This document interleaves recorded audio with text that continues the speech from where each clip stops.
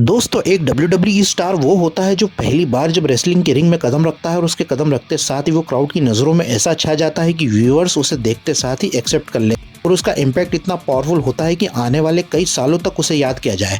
तो इस वीडियो में हम बात करेंगे उन WWE स्टार्स की जिनका डेब्यू बहुत शानदार रहा था। तो प्लीज़ वीडियो में शुरू से लेकर अंत तक बने रहिएगा। नंबर 8 पे आता है the Paul right big show. दोस्तों जब एटीट्यूड एरा अपनी पीक पर था, WCW बस विलुप्ति की कगार पर खड़ा था, तो द जायंट ने WWE में डेब्यू किया था। लेकिन WWE में आने से पहले the giant Paul right WCW में एक जमे हुए रेसलर थे और उस समय WCW की प्रॉब्लम ये थी कि इतने सारे टैलेंट्स को वे कैसे हैंडल करे। द जायंट WCW में NWO के मेंबर भी थे और उनका WCW का पुश कुछ खास नहीं था कि इतने बड़े साइज के रेसलर को कंपनी कैसे यूटिलाइज करे। और यहाँ पॉल राइट ने डिसाइड किया कि वे वर्ल्ड रेसलिंग फेडरेशन को साइन करेंगे। फिर विंस ने पॉल के साथ 10 साल का कॉन्ट्रैक्ट साइन किया था। फिर saint Valentine's Day massacre pay per view match में जहां Steve Austin versus Vince McMahon का स्टील केज मैच चल रहा था, ऑस्टिन यहां विंस मैकमैन को बहुत बुरी तरह पीट रहे थे। तभी रिंग के बीच में से एक जायंट निकलता है और वो ऑस्टिन को बहुत बुरी तरह से मारने लग जाता है और स्टील केज पर वो ऑस्टिन को ऐसा फेंकता है कि केज ही टूट जाता है और चर्चा हो जाती कि इतना बड़ा जायंट कौन है। और कुछ हफ्तों बाद इस जायंट को नाम दिया जाता है द बिग शो। नंबर 7 पे आते हैं the beast incarnate Brock Lesnar. दोस्तों ब्रॉक लेसनर द बीस्ट ने WWE में डेब्यू किया था मार्च 2002 के रॉ के एपिसोड में, जहां WWE हार्डकोर चैंपियनशिप मैच चल रहा था। यहाँ वे एकदम से आ जाते हैं और सारे अपोनेंट्स को वैसे पीटते हैं और इतने विशियस अटैक्स को देखकर व्यूअर्स ही घबरा गए थे। इतना डोमिनेंट ह्यूमर और इतने पावरफुल और स्पीड के साथ वो मूव्स परफॉर्म कर रहा था। और अपने डेब्यू के साथ ही ब्रॉक लेसनर को द नेक्स्ट बिग थिंग का खिताब मिल गया था। ब्रॉक ने king of the ring tournament जीता और समरस्लैम पेपर व्यू में उन्होंने द रॉक को हराकर वे बने थे यंगेस्ट WWE के अनडिस्प्यूटेड चैंपियन। और अपने पहले साल में ही उन्होंने Hardy boys, RVD, Undertaker, rock, Hulk Hogan जैसे स्टार्स को हराया था। और नंबर 6 पे आता है दोस्तों जब WCW अपने पीक पर था मंडे नाइट वॉर्स में, और एक ऐसा समय था जब WCW वीकली बेसिस पर WWE को हरा रहा था। तब एरिक बिशॉफ इतने ज़्यादा ओवर कॉन्फिडेंट हो गए थे कि वे उन्होंने यह तक कह डाला था कि विंस मैकमैन को वे रास्ते पर लाकर खड़ा कर देंगे। पर्सनली और बिजनेस पर्सपेक्टिव से भी वे विंस को हर्ट कर रहे थे, पर ऐसा पॉसिबल नहीं हो सका और WCW खत्म हो गया 2001 में।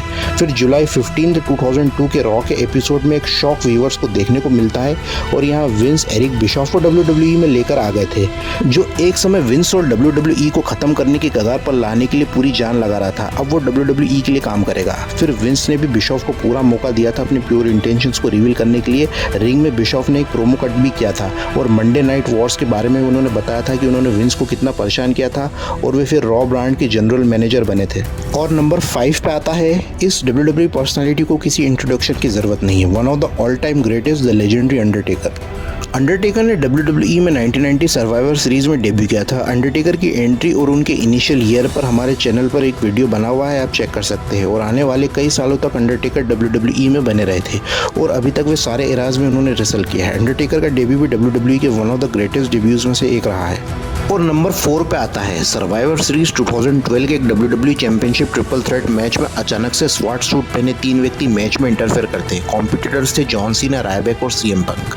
यहाँ वे अटैक करते हैं जॉन सीना और रायबैक पर, और रायबैक को तो triple power bomb announcer table पर वे दे देते हैं। और यहाँ डेब्यू होता है द शील्ड का, और यहाँ रोमन रेंस, सेथ रॉलिंस और डीन एम्ब्रोस का नाम माइकल कोल बताते हैं अनाउंसर टेबल से। द शील्ड को CM पंक से रिलेट किया जाता है और ओरिजिनल शील्ड की स्टोरी कुछ और थी, जिसमें क्रिस हीरो एक क्रिस ओशियस ओनो रोमन रेंस की जगह पर डेब्यू करने वाले थे।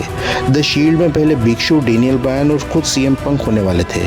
अब इस टॉपिक पर बाद में हम एक सेपरेट वीडियो में बात करेंगे। फिलहाल द शील्ड का debut one of the all time greatest debuts में से एक रहा है, जो बहुत सालों के बाद WWE में देखने को मिला था। नंबर 3 पे आता the phenomenal one AJ styles. Royal rumble 2016 में एक सरप्राइज एंट्री होने वाली थी और वो एंट्री थी AJ स्टाइल्स की। AJ स्टाइल्स WWE से पहले TNA के एक जाने माने स्टार थे और उन्होंने TNA में बहुत सारी चैंपियनशिप्स जीत रखी थी और वो एक ऑलरेडी TNA की हिस्ट्री के एक लेजेंड थे। और यहाँ मैं एक बात बताना चाहता हूँ कि AJ स्टाइल्स ने TNA से भी पहले WWE में आ चुके थे। 2002 में उन्होंने हरिकेन के साथ एक मैच रेसल किया था जिसमें वे जॉबर थे और हार गए थे, और WWE को इसके 14 साल बाद पता चला कि स्टाइल्स कितने फिनोमिनल थे। नंबर 2 पे आते हैं स्कॉट स्टाइनर। दोस्तों जब WCW खत्म हो गया था और WCW के वो स्टार्स जो WWE को एक समय छोड़ के चले गए थे और वे WWE में वापस आए थे, उनमें से एक थे स्कॉट स्टाइनर। 2002 सर्वाइवर सीरीज में स्टाइनर ने रीडेब्यू किया था और क्राउड की तरफ से उन्हें ट्रिमेंडस रिएक्शन मिला था। उस स्टाइनर का डेब्यू भी ऑल टाइम ग्रेटेस्ट डेब्यूज में से एक है और इनिशियली उन्हें भी काफ़ी हेवी पुश किया गया था।